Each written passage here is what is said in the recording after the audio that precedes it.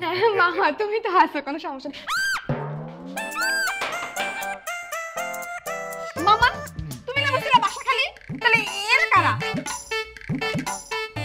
রবিন, বাসার দরজা খোলা কেন? বাবা দেখলে তো।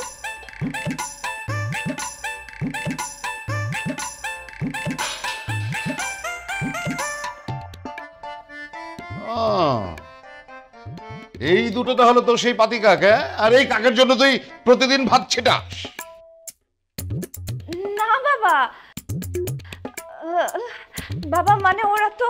কি বাবা কি? না মানে। না মানে কি? ওরা মানে। আই গেল।